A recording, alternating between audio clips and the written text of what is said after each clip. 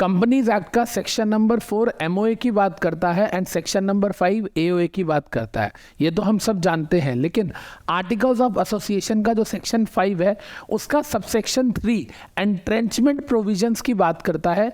आइए entrenchment provision क्या होते हैं एंड इनकी क्या रेलेवेंस है, इसको समझते हैं। सेक्शन 5 की जब हम बात करते हैं, आप बात कर रहे हो एंट्रेंचमेंट प्रोविजंस की। मैं बार बार बोल रहा हूँ, section 5 subsection 3 deals with entrenchment provisions. बेटा सुनिएगा ध्यान से। सर ये एंट्रेंचमेंट प्रोविजंस क्या होते हैं? ये एंट्रेंचमेंट प्रोविजंस क्या होते हैं एक बार समझने की कोशिश करते हैं। सुनिएगा, बहुत टेक्निकल चीज़ है, लोगों को नहीं आता समझाना और बच्चे समझ भी नहीं पाते हैं। सुनिए, पहली चीज़ बेटा अपने माइंड में रखिएगा कि एंट्रेंचमेंट प्रोविजन जो है, ऐसा कोई भी कॉन्सेप्ट कंपनीज एक्ट 1956 के अंदर नहीं था। ऐसा कोई वर्ड था ही नहीं पुराने कंपनी लॉ के अंदर, ठीक है जी। इसका मतलब ये कि ये न्यू इंसर्शन है, हाँ या ना सर? ये न्यू इंसर्शन है इन कंपनीज एक्ट 2013। अब हम बोलते हैं नया लॉ, यार इतने साल हो गए, 7 साल हो गए, 6-7 साल नए लॉ को आए हुए, अब काय का नया रहेंगे, ये भी पुराना हो गया। But any how, companies act 1956 में ऐसी कोई बात नहीं लिखी थी। कहाँ लिखी है? कंपनीज एक्ट 2013 में पहली बार वर्ड सुनने को मिला, एंट्रेंचमेंट प्रोविजन। एंट्रेंचमेंट प्रोविजन का मतलब क्या होता है? सुनिएगा बेटा इधर ध्यान से। इसका मतलब होता है चीजों को टफ कर देना। मैं क्या वर्ड यूज कर रहा हूँ? चीजों को टफ कर देना। देखिए इधर सुनिए जो मैं कह रहा हूँ सर, लीगल रिक्वायरमेंट्स को टफ कर देना, लीगल रिक्वायरमेंट्स को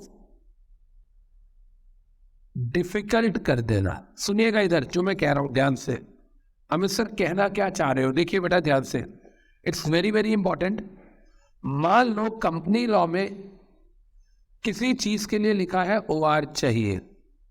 से फॉर एग्जाम्पल कंपनी लॉ में लिखा हुआ है कि अगर आपको कैपिटल क्लॉज ऑल्टर करना है तो BR + OR + SS7 ROC को देना है। यस और नो लिखा हुआ है, पढ़ा तो अपने कैपिटल क्लॉज को ऑल्टर करने के लिए।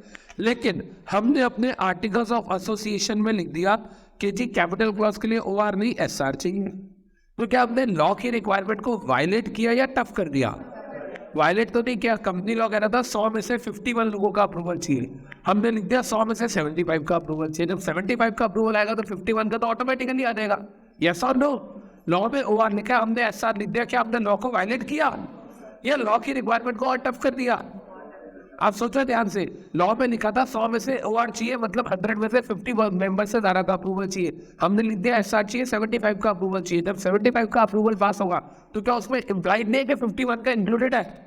आया ना भाई? OR is simple majority, SR is super majority. जब सुपर मेजॉरिटी होगी या स्पेशल मेजॉरिटी बोलो, SR इज स्पेशल मेजॉरिटी। जब स्पेशल मेजॉरिटी होगी तो सिंपल मेजॉरिटी तो उसमें कवर हो ही रही है। यस और नो? जवाब दो। क्या कहना चाह रहा हूं मैं? एक चीज और सुनिए इधर ध्यान से। मान लो फॉर एग्जाम्पल, इधर देखिएगा, मान लो फॉर एग्जाम्पल कंपनी लॉ के अंदर लिखा हुआ है, देखिएगा इधर, it's very very important. Company law में लिखा हुआ है अगर प्राइवेट कंपनी की जनरल मीटिंग होती है तो प्राइवेट कंपनी की जनरल मीटिंग के लिए हमें चाहिए होता है to convene general meeting of private company, हमें कोरम चाहिए होता है जिसमें रिक्वायरमेंट है मिनिमम 2 की।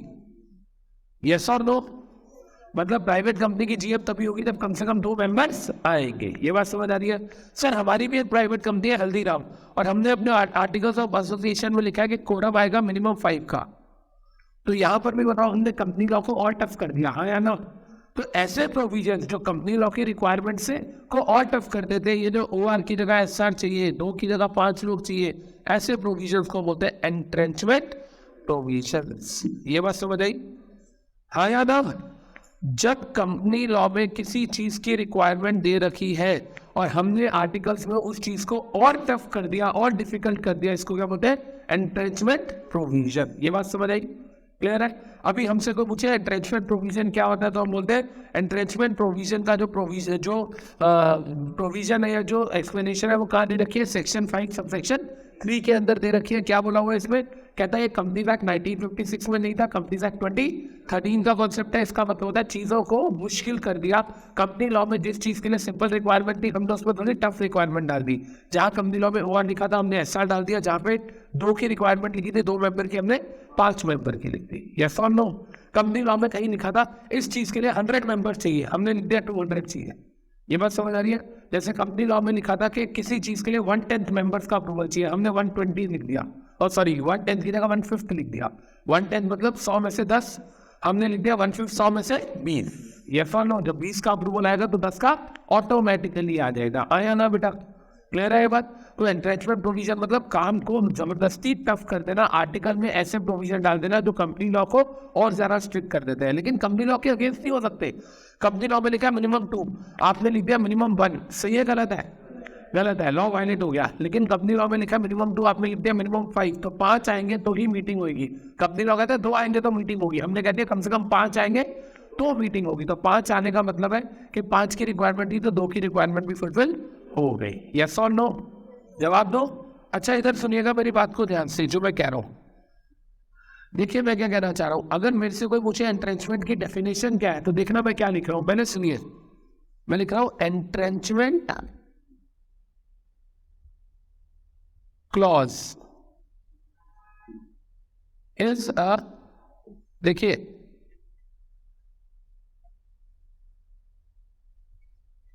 Entrenchment clause is a provision which makes,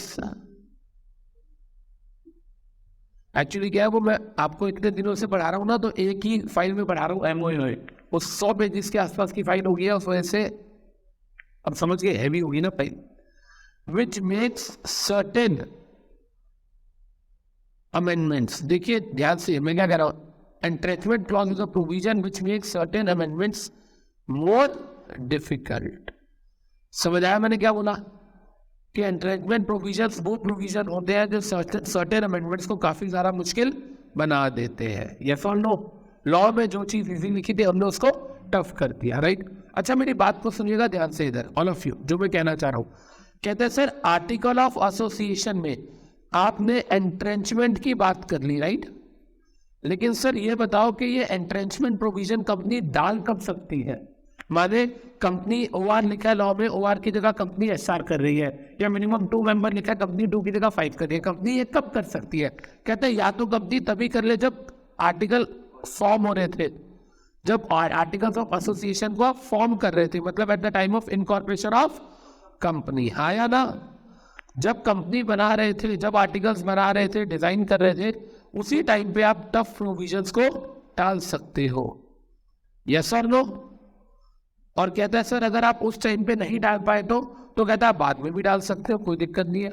मतलब आप कभी भी कंपनी लॉ के प्रोविजंस को टफ करना चाहो तो कर सकते हो। आर्टिकल्स में आप कभी भी एंट्रेंचमेंट प्रोविजंस डाल सकते हो, कब?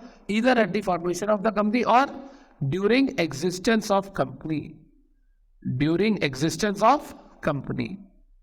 लेकिन मेरी बात को सुनिएगा बेटा, अगर कंपनी बन चुकी है और कंपनी के आर्टिकल्स भी बन चुके हैं, कंपनी इनकॉर्पोरेट हो गई है, बाद में हम चीजों को टफ करना चाहते हैं, या तो स्टार्टिंग में कर दो, जब AOA बना रहे हो तभी टफ चीजें डाल दो, या बाद में टफ कर दो। हाँ या ना? कहते हैं सर अगर आपने बाद में टफ करना है तो फिर यहाँ पर आपको देखना पड़ेगा कि हमें किसकी रिक्वायरमेंट चाहिए। सर अगर प्राइवेट कंपनी है या पब्लिक कंपनी है? कहता है सर अगर प्राइवेट कंपनी है तो उसके लिए हमको चाहिए यूनानिमस रेजोल्यूशन, मतलब approval of all members present in general meeting, unanimous, जितने मेंबर आए हैं सबका अप्रूवल। और कहता सर अगर पब्लिक कंपनी है तो SR चाहिए, स्पेशल रेजोल्यूशन। यस और नो? याद रहेगा?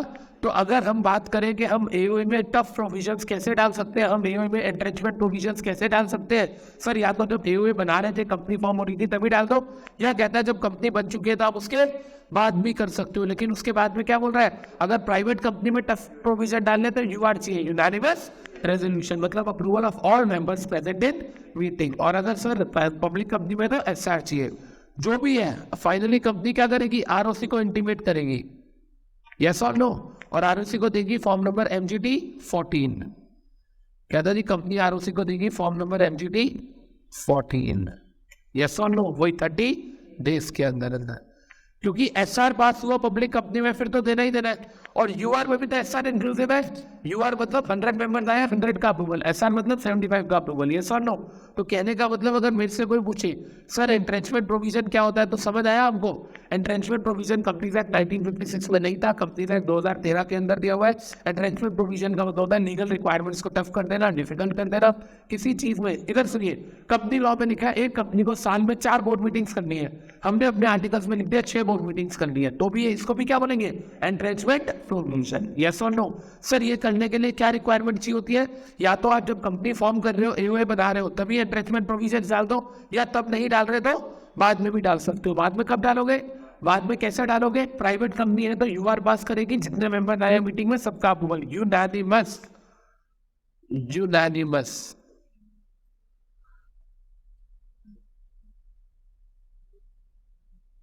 और public company by passing special resolution. हो गई याद, क्लियर है। तो अभी हमने क्या पढ़ा, लिखने जब आपने पेन डाउन किया उसके बाद 2 चीजें हमने नहीं पढ़ी क्या, एओए को अल्टर करते हुए क्या क्या ध्यान रखना है, 5 चीजें। पहली बात, एमओए के अगेंस्ट ना हो, कंपनी लॉ के अगेंस्ट ना हो, इलीगल ना हो, अनलॉफुल ना हो, वॉइड ना हो, और पब्लिक पॉलिसी के अगेंस्ट ना हो। एंट्रेंचमेंट प्रोविजन सेक्शन 5 सबसेक्शन 3 में दिया गया, क्या दिया गया इसके अंदर, जो प्रोविजंस कंपनी लॉ के रिक्वायरमेंट को टफ कर देते हैं, ज़्यादा डिफिकल्ट कर देते हैं, उसे बोलते हैं entrenchment provision. For example OR की जगह एसआर, 2 मेंबर की जगह 5 मेंबर, 4 बोर्ड मीटिंग की जगह 6 बोर्ड मीटिंग्स। क्लियर है। कंपनी लॉ में लिखा 4 बोर्ड मीटिंग्स करोगे 1 साल में, हमने बोला हम 3 करेंगे, तो ये गलत हो गया। 4 करोगे लिखा, हमने बोला 6 करेंगे, तो 6 में 4 का इंक्लूसिव है, यस और नो। और आगे हमें समझ आ गया कि या तो ये एंट्रेंचमेंट प्रोविजन, टफर प्रोविजन हम तब डाल सकते हैं जब कंपनी फॉर्म हो रही है, एओए बनाया जा रहा है, या बाद में डाल सकते हैं। बाद में डालेंगे तो कैसे डालेंगे, प्राइवेट कंपनी में यूनानिमस रेजोल्यूशन पास करेंगे, और पब्लिक कंपनी में स्पेशल रेजोल्यूशन पास करेंगे, यस और नो। क्लियर है। अच्छा एक चीज बता दूं आपको, सुनिएगा इधर, हम लोग ना बार बार टर्म बोलते हैं ओआर, एसआर, यूआर, और कई कई जगह पे आप लिखते हो 90% मेंबर्स का अप्रूवल। सुनिएगा ध्यान से, कंपनी लॉ में ये 4 तरीके के रेजोल्यूशन आते हैं बेटा बार बार। सुनिए, ओआर को हम बोलते हैं मोर देन 50% मेंबर्स का अप्रूवल, यस और नो। और मोर देन 50% मेंबर्स के अप्रूवल को हम बोलते हैं ऑर्डिनरी मेजॉरिटी। सुनिएगा इधर, ऑर्डिनरी मेजॉरिटी, ये बात समझ आई। एसआर मतलब 75% मेंबर्स का अप्रूवल, इसको हम बोलते हैं स्पेशल मेजॉरिटी। सुनिएगा इधर, ठीक है जी। 90% मेंबर्स का अप्रूवल, इसको हम बोलते हैं सुपर मेजॉरिटी। यूआर 100% मेंबर्स का अप्रूवल, इसको हम बोलते हैं यूनानिमस, या हम बोलते हैं consent of all members present in meeting. Consent of all members present in meeting, yes और नो। ठीक है जी, डन। अच्छा कंपनी लॉ में किसी चीज के लिए ओआर लिखा हमने एसआर कर दिया, क्या ये भी एंट्रेंचमेंट है? किसी चीज के लिए एसआर लिखा हमने यूआर कर दिया, क्या ये भी एंट्रेंचमेंट है? किसी चीज के लिए एसआर लिखा हमने ओआर कर दिया, कर सकते हैं? नहीं, क्योंकि उससे कंपनी लॉ वायलेट हो जाएगा, यस और नो। इसका मतलब आपको सारी बातें क्लियर है। Hope you like the video, and next video आपको किस टॉपिक पे चाहिए, please don't forget to comment.